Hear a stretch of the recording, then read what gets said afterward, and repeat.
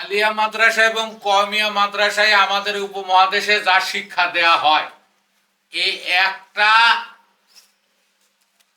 নেশাবের মধ্যে দুটা নেশাব, আলিয়া নেশাব এবং কওমিয়া নেশাব, এখান থেকেই এত বিভক্ত হয়েছে আমাদের উপমহাদেশ। আহলে সুন্নাত ওয়াল জামাত, আহলে বায়াত, আহলে হাদিস, আহলে কোরআন সহ মাযহাবি যে ফিতনা, হানাফি, শাফি, মালিকি, হাম্বলি, চার মাযহাব, আমি অমুক মাযহাবের, আমি অমুক মাযহাবের। এছাড়া মুসলমানদের মধ্যে যে বিভেদ, এটা কাদিয়ানি মুসলিম হয়, শিয়া মুসলিম, এইগুলা এক দল আরেক দলের মুখোমুখি দাঁড় করিয়েছে, এই পাড়া ওই পাড়ার সাথে, এই দল ওই দলের সাথে, এই গ্রাম ওই গ্রামের সাথে। এরা এদেরকে পেলেই মারবে, ওরা এদেরকে পেলেই মারবে। এটা কিসের আলামত? গৃহযুদ্ধের আলামত, গৃহযুদ্ধের নমুনা, নিশানা। আমাদেরকে সাবধান থাকতে হবে। এরা ওয়াজের মাধ্যমে, বিভিন্ন কি সেমিনারের মাধ্যমে মানুষকে এই দিকে ধাবিত করছে, ওই অর দলে টানে, ওই অর দলে টানে। এই সবগুলোই বটমলেস বাস্কেট, তলাহীন ঝুড়ি। আমরা যেটা বলছি যে তরিকা তলাহীন ঝুড়ি। বহু বছর ধরে দেশে তরিকা চলছে, কাদরিয়া, চিশতিয়া, নকশবন্দিয়া, মুজাদ্দিদিয়া, এগুলো চলছে কয়েকশো বছর ধরে। মানুষের চরিত্র ক্রমান্বয়ে আরো খারাপ হয়েছে, মানুষের চরিত্র ভালো হয় নাই। এই আওয়ামী দুঃশাসন 15 বছর চলছে। এই দুঃশাসন চলার মাধ্যমে এরা কিছু বলে নাই, মানুষকে সজাগ করে নাই, তাই এই দুঃশাসন চলছে। আবার যদি আরেকটা সংগঠন বা আরেকটা দল, আরেকটা পার্টি ক্ষমতায় আসে, তাদেরকেও যদি আমরা সজাগ না করি, ওরাও আবার দানবের রূপ নিবে। এই দানব যাতে তৈরি হতে না পারে, এই জন্য আমি এই সকল রানিং স্কুল, কলেজের, বিশ্ববিদ্যালয়ের ছেলে মেয়েদের উদ্দেশ্যে বলছি, তোমরা সজাগ হও। সকল ওয়াজের TV channel, YouTube channel unsubscribe করে বের হয়ে যাও, ফেসবুকের সবগুলোর থেকে বের হয়ে যাও। এইগুলো মানুষকে শুধু বিভ্রান্তি, দলাদলি এবং ভাগাভাগি, বৈষম্য সৃষ্টির কাজ করে, সমাজে ঐক্য করার কাজ করে না। সমাজটা যদি ঐক্যবদ্ধভাবে আমরা একটা জায়গায় রাখতে না পারি, ভিতর থেকেই সমাজ ভেঙে যাবে। উন্নত বিশ্বে এত ওয়াজ ব্যবসা নাই। এই শীতের মৌসুমে যে ওয়াজ ব্যবসা চলছে, জাপান পৃথিবীর সবচেয়ে উন্নত একটি দেশ, সভ্য একটি দেশ, সেই দেশে ওয়াজ ব্যবসা নাই। সেই দেশে এত বিদেশি ভাষার চর্চার ব্যবস্থা নাই। বিদেশি ভাষা বলতে গেলে আরবি ভাষা। আরবি জানলেই এ স্বর্গে চলে যাবে, আরবি জানলেই এরা বেহেশতবাসী হবে। এই ধরনের কথা বলে যারা মানুষকে বিভ্রান্ত করছে, এখান থেকে তোমরা সজাগ হও। যদি দেশ বাঁচাতে চাও, আগামী সময়ের তোমরা হলো দেশের উত্তরাধিকারী বা দেশের কর্ণধার হবে। যারা এখন লেখাপড়া করতেছ, তারা এক সময় নেতা হবে, এক সময় রাষ্ট্রপ্রধান হবে, এক সময় সমাজ প্রধান হবে, সংসদের কি আইন প্রণেতা হবে। তোমাদেরকে এখন থেকে গড়ে উঠতে হবে। এই দেশে বৈষম্য দূর করার জন্য যে বেবি পার্টির উদ্ভব হয়েছিল, এই বেবি পার্টি বৈষম্য দূর করা বাদে আরো বৈষম্য বেশি সৃষ্টি করেছে সমাজ। কি কর জোরে কর। এরা যখন আশ্রমগুলো ভাঙা হয়, আখড়াগুলো ভাঙা হয়, মাজারগুলো ভাঙা হয়, কোনো প্রতিবাদ তো করেই নাই। বরং যারা এই তৌহিদি জনতার নামে আশ্রম, মাজার, আখড়া ভেঙেছে, তাদের পক্ষে কথা বলেছে। পবিত্র ধর্মগ্রন্থ আমাদের উপমহাদেশে প্রধান 8টা চলে। 8টা ধর্মগ্রন্থের সবাই যার যার ধর্মের পক্ষে ছাপাই গাবে, ধর্মের পক্ষে বলবে। ধর্ম বলতে গেলে আমি মতবাদের কথা বলছি। এই ধর্মগ্রন্থগুলো সবটাই গ্রহণযোগ্য, সবটাই মান্যবর। সকল ধর্মগ্রন্থের ভিতরে সামাজিক, পারিবারিক, রাষ্ট্রীয় উন্নয়নের কথা বলা আছে। এরা এগুলোকে নিয়ে যায় বিভ্রান্তি করে, এটাকে ধর্ম বলে চালিয়ে দিচ্ছে যার যার মতবাদ। হিন্দু এটা একটা মতবাদ, বৌদ্ধ মতবাদ, ইসলামী মতবাদ, এগুলো ধর্ম নয়। যারা যে সমস্ত ইউটিউবে এখনো মতবাদকে ধর্ম বলা হচ্ছে, দয়া করে এগুলো এখনই আনসাবস্ক্রাইব করে দাও। আর ভালো করে খোঁজো যে ধর্ম শব্দটা ফিজিক্যাল টার্ম, এটা অন্য কোনো পরিভাষা, অন্য কোনো বিষয়ে যাবে না, আসে না। সমাজ বিজ্ঞানে আসে, ধর্ম নিরপেক্ষতাবাদ রূপে, আর রাষ্ট্রবিজ্ঞানে এটা আসে রাষ্ট্র ধর্ম রূপে। এছাড়া রাষ্ট্রবিজ্ঞানে এই শব্দের কোনো ব্যবহার নাই, সমাজবিজ্ঞানে এই শব্দের কোনো ব্যবহার নাই, অন্য কোনো বিষয়ে এই শব্দের কোনো ব্যবহার নাই। ধর্ম শব্দটার ব্যবহার আছে একমাত্র পদার্থবিজ্ঞান। যার যার হাতে মোবাইল আছে, এই স্মার্টফোনগুলো সবার হাতে হাতে আমি দেখতে পাই, সকল ছেলে মেয়ে, স্কুল কলেজের ছাত্রছাত্রী। তোমরা সার্চ দিয়ে দেখো, হয় চ্যাট জিপিটির বা চ্যাটবটের কতগুলো অপশন আছে, ভার্সন আছে, যেমন জেমিনি, তারপরে গুগল অ্যাসিস্ট্যান্ট, এইগুলোকে ব্যবহার করে সার্চ দিয়ে দিয়ে জিজ্ঞেস করে করে দেখো, জেমিনি কি উত্তর দেয়, বা গুগলের যারা অটোমেশন এই কি বলবো এই অ্যাপস গুলো আছে তারা কি জবাব দেয়। অতএব বর্তমানে এই ওয়াজ ব্যবসার মাধ্যমে আমাদের দেশে হিন্দুরা তাদের দেবদেবীর তত্ত্ব মতবাদ প্রচার করে, আমাদের দেবতা বড়। যারা মুসলমান আছে তারা তাদের আরবের হাদিসের নবী রাসূলের কাহিনী প্রচার করে কয়েকশো বছর ধরে। এতে সমাজের কোনো উপকার হয়নি, আর সমাজের কোনো উপকার হবে না। অতীতে যারা বাংলাদেশকে অস্থিতিশীল করেছিল, এখন যারা আছে তারাও ভবিষ্যতে করবে, যদি তারা সাম্যবাদী না হয়, সমাজ থেকে বৈষম্য দূর না করে। অতএব এই ওয়াজ ব্যবসার সাথে যারা জড়িত এখন পর্যন্ত আছেন, তারা দয়া করে ওয়াজ ব্যবসা ত্যাগ করুন, ওয়াজের সকল প্রকার আয়োজন ত্যাগ করুন, চাঁদা দেওয়া বন্ধ করুন। এই ওয়াজের প্যান্ডেলে আপনারা কেউ যাবেন না, যাবেন না, যাবেন না। যত বড়ই বক্তা হোক, এই বক্তার ব্যক্তিগত বিষয় যদি আপনারা খোঁজ করেন, আর ওর মতো ধর্মান্ধ নাই, ওর মতো উগ্রবাদী, ওর মতো জঙ্গিবাদী সমাজে পাবেন না। যে বক্তা টাকার বিনিময়ে মানুষের কাছে জোকারের মতো অভিনয় করে, কোরআন মাজিদের তাফসীর করার নামে যারা জোকারি করে, গল্প কাহিনী বলে মানুষের কাছ থেকে টাকা নেয়, এরা মতবাদ ব্যবসা করে, এদের নাম হলো মতবাদ ব্যবসায়ী, ধর্ম ব্যবসায়ী না। ধর্মান্ধ বলা যাবে, ধর্ম ব্যবসায়ী বলা যাবে না। ধর্মের কোনো ব্যবসা হয় না। আগুনের ধর্ম পুরানো, ওই নিয়ে তুমি ব্যবসা করতে পারবে না, ব্যবসার প্রফিট হবে না। এরা হলো মতবাদ ব্যবসায়ী, ধান্দাবাজ, মূর্খ, গবেট। আরবিতে বলে আইএমএ জাহিলিয়াত, অন্ধকার যুগ। এরা অন্ধকার যুগের দিকে মানুষকে নিয়ে যায়। সকল ওয়াইজিন বক্তা, এদের সে খারাপ চরিত্রের মানুষ এই পৃথিবীর বুকে আর নাই। যত বড় বক্তা তার চরিত্র তত খারাপ।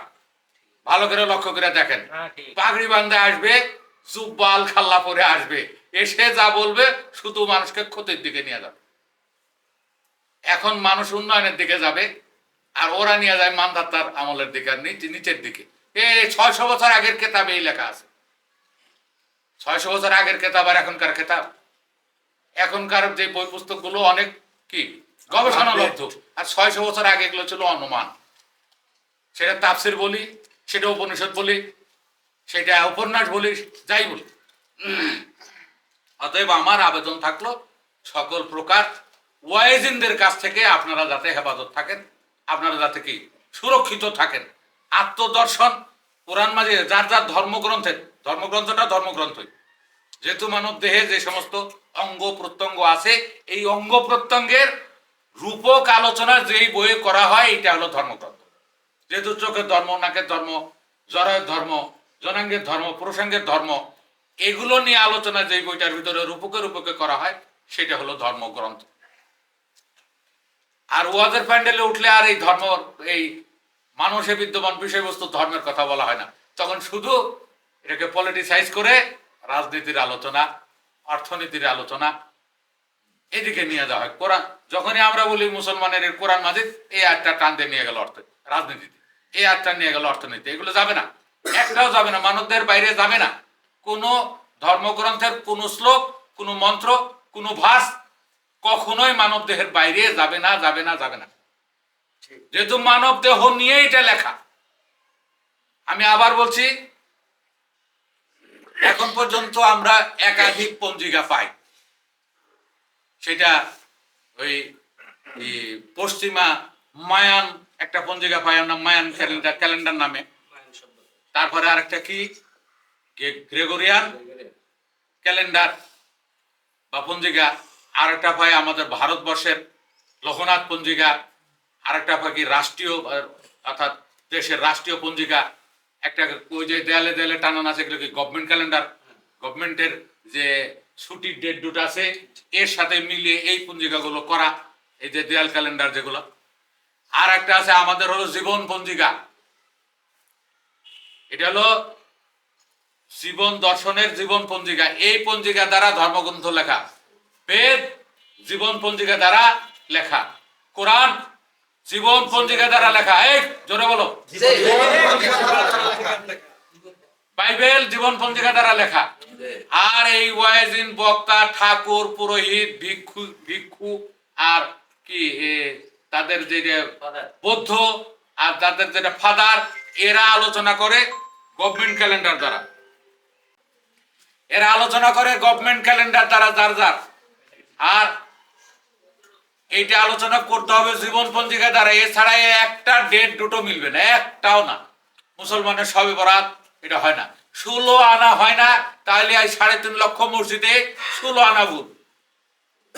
আমি সবার সামনে বলছি না, ক্যামেরার সামনে বলছি না, জীবন পঞ্জিকার সবে কদর, সবে বরাত, রমজান শরীফ এগুলো জীবন পঞ্জিকার সঙ্গে মিলিয়ে করতে হবে, যেহেতু পবিত্র ধর্মগ্রন্থ পবিত্র কোরআন মাজিদ এটা জীবন পঞ্জিকা দ্বারা লেখা। অতএব সরকারি কি বলবো গভর্নমেন্ট ক্যালেন্ডার বা সরকারি পঞ্জিকা দ্বারা এটা হবে না, হবে না, হবে না।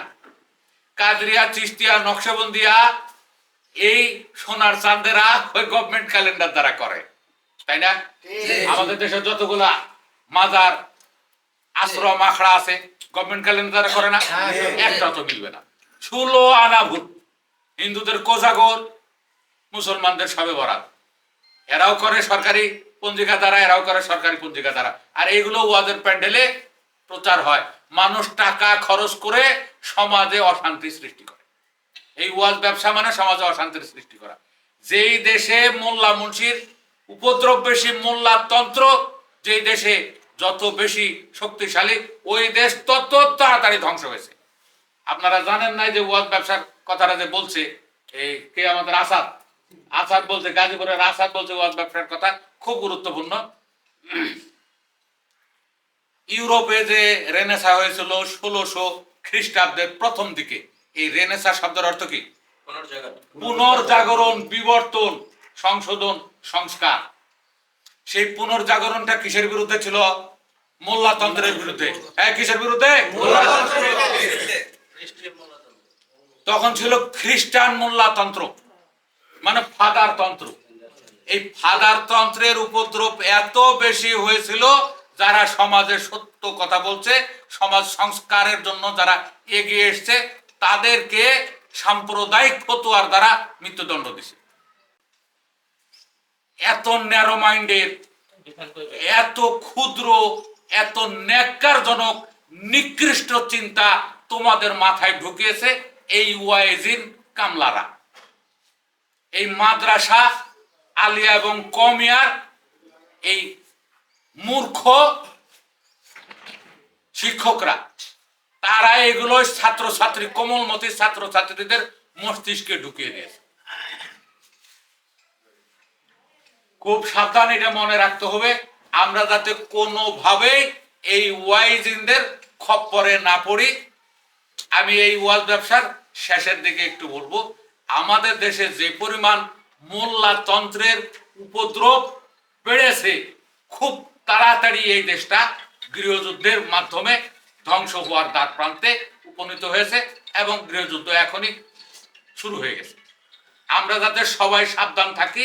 এরা কয়েকশো বছর ধরে ওই কয়েকজন নবী রাসূলের গল্প, যেমন কুরবানি এলে ওই ইব্রাহিম নবী, মহাত্তন ইব্রাহিম তার মহাত্তন ইসমাইল বা ইসাহাককে কোরবানির জন্য নিয়ে গেছেন, এই গল্পটা আমরা শুনবো।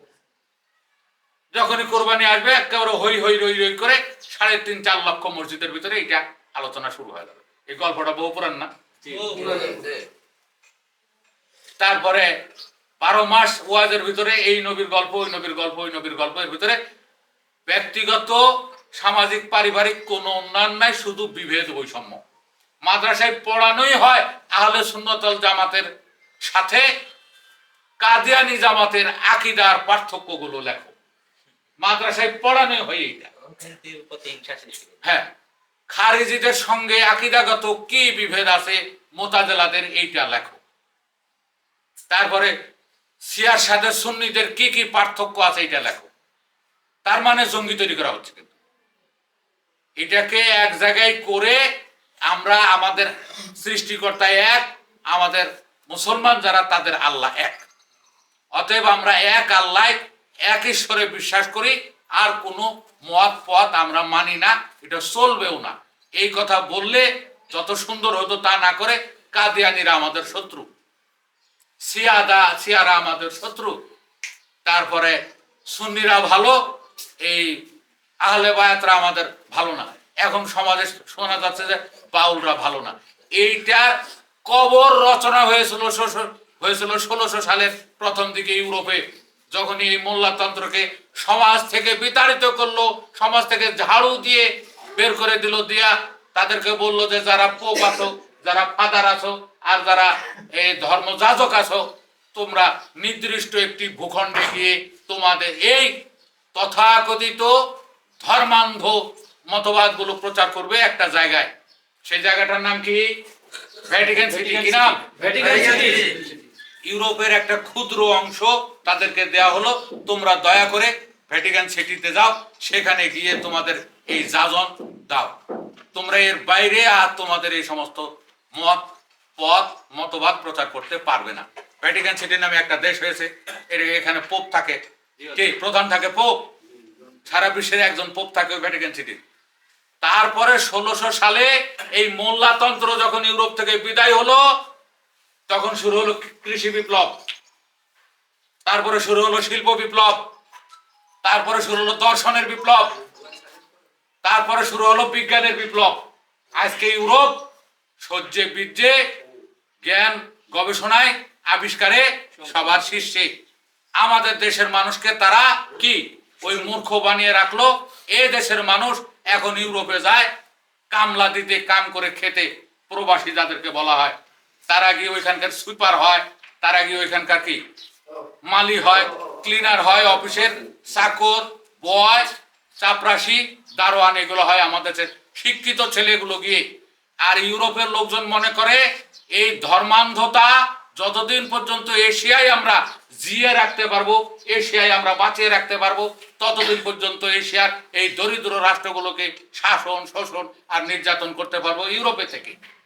অতএব এই মোল্লাতন্ত্র এশিয়ায় থাক, মোল্লাতন্ত্র আর ইউরোপে না আসুক। এই জন্য ওরা ওখান থেকে পেট্রোনাইজ করে আমাদের দেশের কয়েকটা গ্রুপকে। এই গ্রুপরা তাদের টাকা পেয়ে এই দেশে লাফালাফি করে। আপনারা গবেষণা করলে বুঝতে পারবেন যে কাদের টাকায় এই তৌহিদি জনতা, কাদের টাকায় চলে ওই যে কি হিজবুত তাওহীদ এবং আরো যে সমস্ত এই আমাদের দেশের আহলে হাদিস, এরপরে এলো এই তাবলিগ জামাত, এরা কাদের টাকায় চলে গবেষণা করলে বুঝতে পারবেন। এগুলো ইউরোপের বড় বড় চিন্তাবিদ দার্শনিকরা এই উপমহাদেশকে ধর্মান্ধতায় নিমজ্জিত রাখার জন্য ওই সমস্ত দলগুলোকে পেট্রোনাইজ করে। আর ওই সমস্ত উগ্রবাদীরা আমাদের দেশে একবার হিন্দু নিয়ে লাফায়, হিন্দু মতবাদ সব আমরা ভেঙে হিন্দু করে বলবো, আবার একসময় বৌদ্ধ মতবাদ লাফায়, সব আমরা বৌদ্ধ বানাই দিব, আবার মুসলমানরা এক সময় লাফায়, আমরা সব মুসলমান বানাই দিব।